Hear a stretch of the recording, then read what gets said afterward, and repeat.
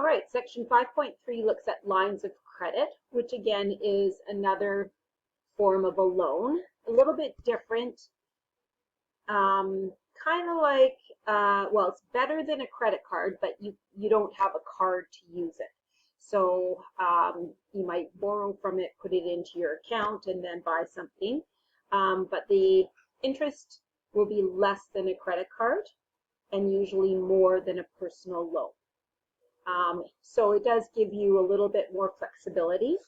The interest is still calculated the same way, daily interest, and compounded. So the first questions in the try these are again practicing compound interest. So if you get out your calculator, again, if you don't have a graphing calculator, then do order of operations. So you start with that fraction first. Notice how that's a 19% interest rate, 0.19. So that's pretty hefty.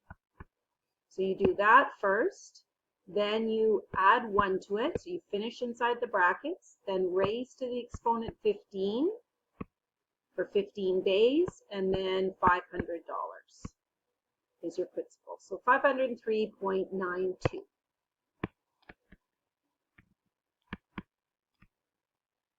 Next one, better interest rate on this one. So 0.075, so that was really 7.5% per year. Divide by 365 days, add 1, raise to the exponent 80 days, and then times by the 1,000 that was either invested or borrowed. So 1,016.57. So that's the total amount. And so to get the actual interest, you subtract the principal, the value that you borrowed. So some people use a line of credit when they need cash for a short time. Interest is compounded daily, paid monthly. So just on the left here, a line of credit is a revolving credit source that a bank or business extends to an individual. Interest is payable only on the credit used. And so there's the personal, overdraft, and home equity. So personal and home equity are a separate line of credit account.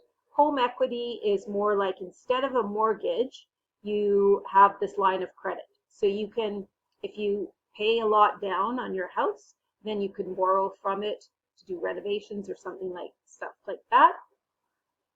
No transaction fees for lines of credit. Obviously, the home equity would use your home as its collateral for your personal. The interest rate will depend if you have collateral or not. And then overdraft, that's on an account, like your banking account. And basically, you charge usually a monthly fee for it. And then if you end up overdrafting, which means you're using money that you don't have in the account, then they'll charge you a fee on that and then an interest rate. But it won't be what you may have heard of as non-sufficient funds. So if you say wrote a check or sent, not people don't use checks as much, but used your debit card, I guess, yeah, if you didn't have overdraft, then it would say declined. If you did have overdraft, it would take it out, but then you would be charged the fees. Okay, so, but you would have to pay a monthly fee for that. So it says, Alicia has an interior decorating business. She has an overdraft line of credit. Each overdraft transaction costs $5 plus interest at 21% per year. On Tuesday, Alicia had 3 overdraft transactions for $83. She paid back the money in 10 days. So how much did she pay? It doesn't actually say here what her monthly fee for having overdraft is, but So we're not incorporating that. So how much did she pay? Well, she had 3 transactions. So she had 0 in her account. Okay. And so in her line of, in her account that she, checking account that she uses to buy things for her business. And so she still did 3 transactions. So she's going to be charged $15. I think it's more like at least $10 each these days. Maybe up to even 20, I'm not sure. How much is the interest? So the amount, so she's just going to pay it on the $83. So it's 1 plus. The interest rate was 21%, so 0.21 out of 365. And she paid it back in 10 days. So that's a good thing that she paid it back quickly. So I'm going to do it the fast way in my graphing calculator because I have one, but you can do order of operations and that would obviously work just like I did the last ones. So plus 0.21 divided by 365. And then for 10 days, so exponent 10. So $83.48.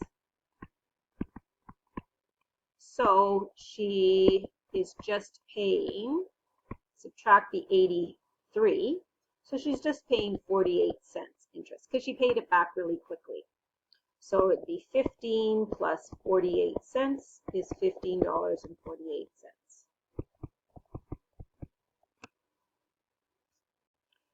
Okay, example, next one, Loretta wants to start a carpet cleaning business. She needs a $4,000 line of credit to buy equipment.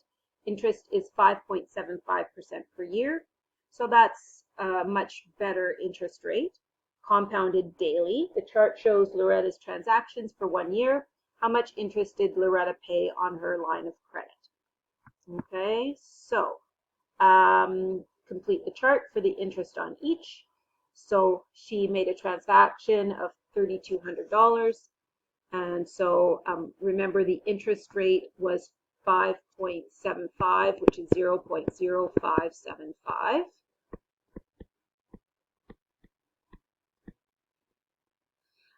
Divided by 365.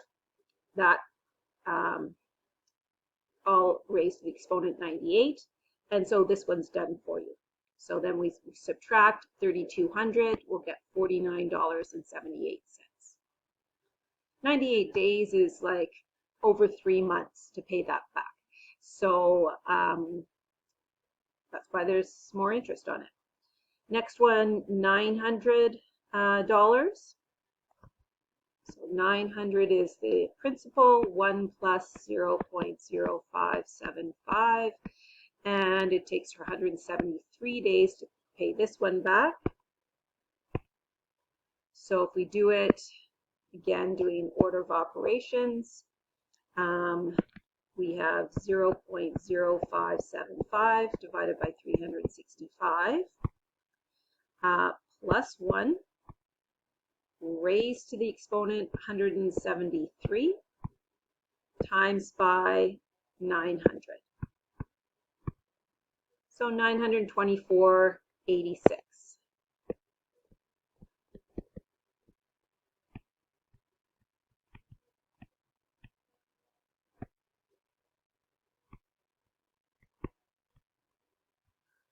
So $24.86.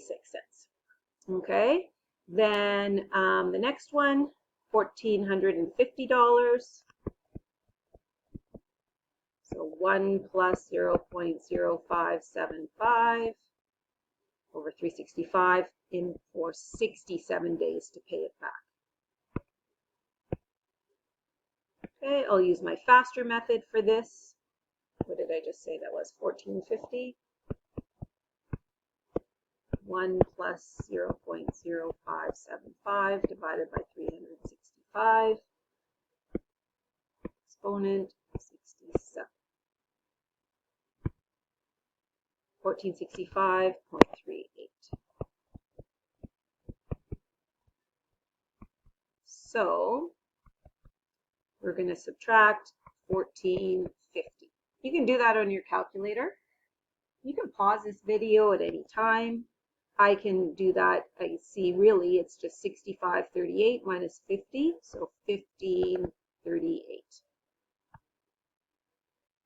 So in total, how much interest? 4978, 2486, 1538, and we'll add those together.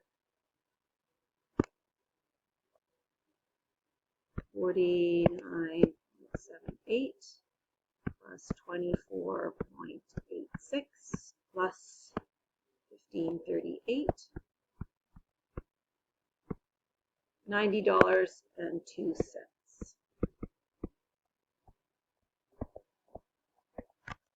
Okay, so then the practice starts, so you can work on that. And then there's a mid-chapter review, which you can do on your own, and then section 5.4.